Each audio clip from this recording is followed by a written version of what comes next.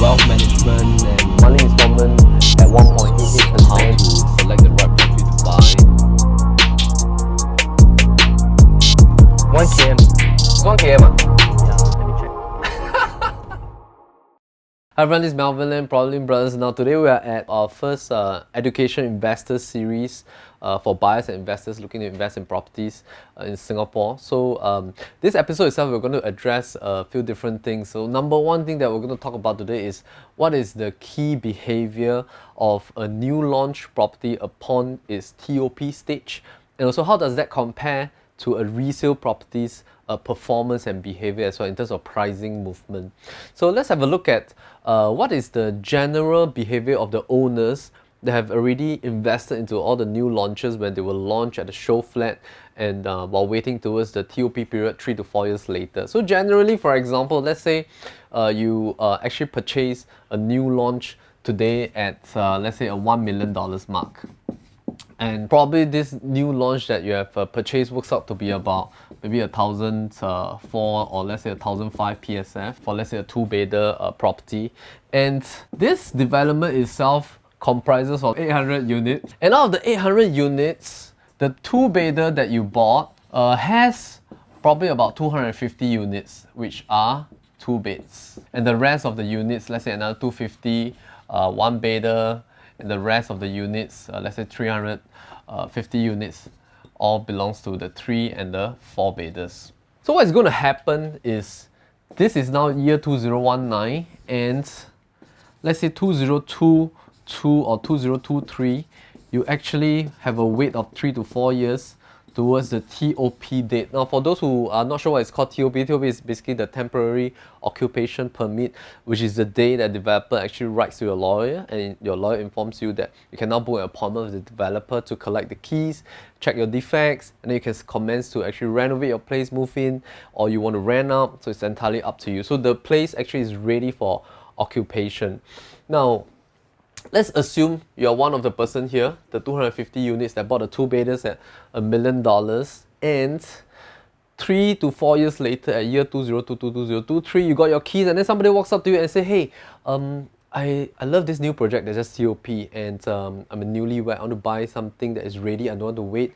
Can you sell this property to me at $1 million? Now the key question is that, will you sell the property back to this person after waiting 3 to 4 years for $1 million, the same price that you bought?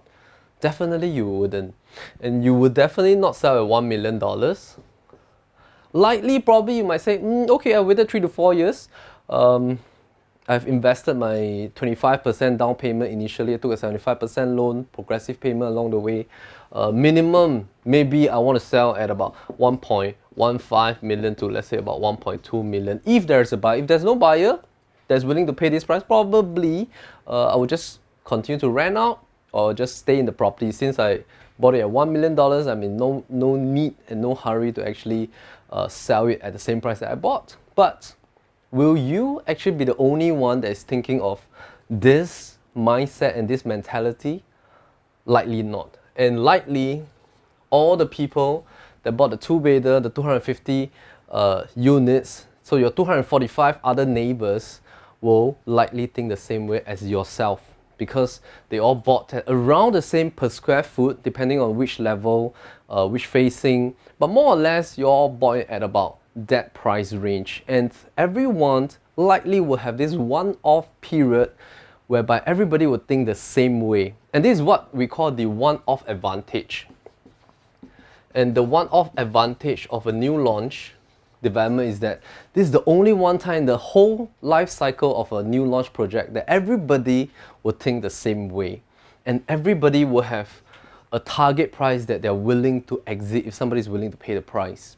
So the key thing is, the moment one unit gets resold in the resale market, and let's say one unit gets sold at 1.15 million, that forms the new benchmark for the entire development for the 2-bedders itself. And the rest of the owners will then benefit from this upsurge in terms of valuation, because the next unit that wants to sell their 2-bedder, basically when they call their banks, the banks check with their valuers, they do a desktop valuation, and they see a transaction being lodged that will actually form the new benchmark, which is why for TOP projects, new developments, they usually enjoy this one-off advantage because everybody thinks the same way. Now let's have a look at how the resale properties then behave.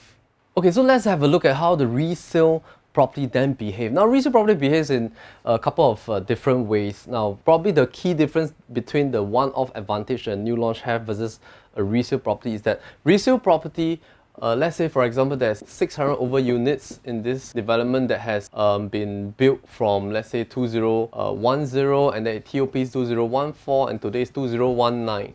So what happens is that there's actually a few different groups of people. There's a first group that actually bought during the launch. Probably during that era, they would have bought at about maybe $800 per square foot. And then when TOPs, probably they would have then sold it into the resale market when they collected their keys at about maybe $1,000 per square foot. And then in today's market, probably it would have now been maybe about $1,001 to about $1,002 per square foot, depending on the performance of this project in this particular location, whether there has been any new master plan development, new MRT station, or has there been an upsurge in terms of the volume of transactions and stuff like that, and how popular is this development itself, because every project performs differently. But the key thing is that, for example, let's say if you were to be somebody that is buying today, you are entering into a mixed bag of owners who have entered the development at different pricing, because this project is in the resale market for a couple of years already. Everybody actually entered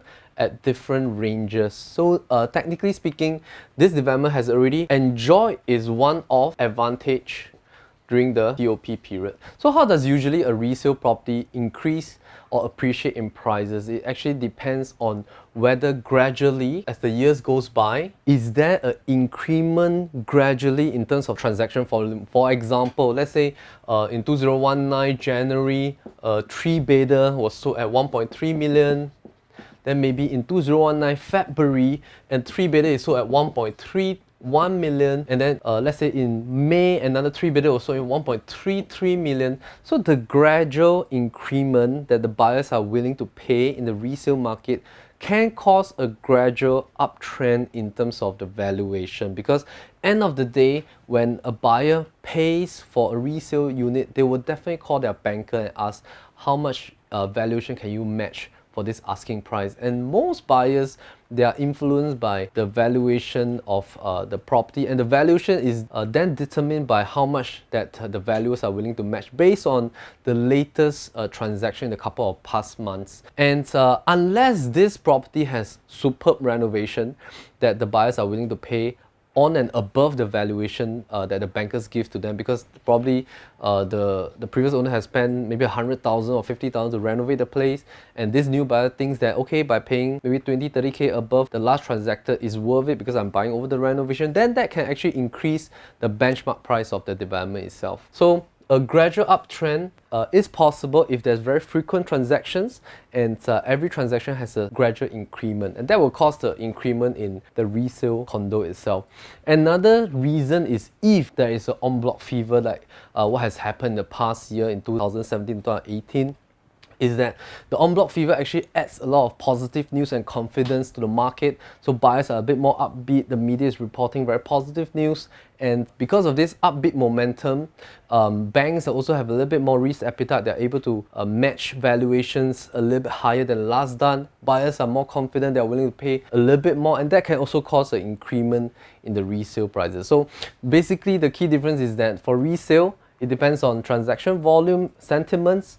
New launch, there's always this one-off advantage that we're talking about when it TOPs, and from then on, it will then start the gradual increment depending on the volume itself. So for example, the last thing that we want to share is if, let's say, a project has very stagnant transactions, that could potentially be something that the owners were a little bit concerned about, because if, let's say, for a project with very few transactions and the price range is also always being very stagnated in terms of the transacted pricing, then the valuation then could not be that upbeat compared to a project with very frequent transactions.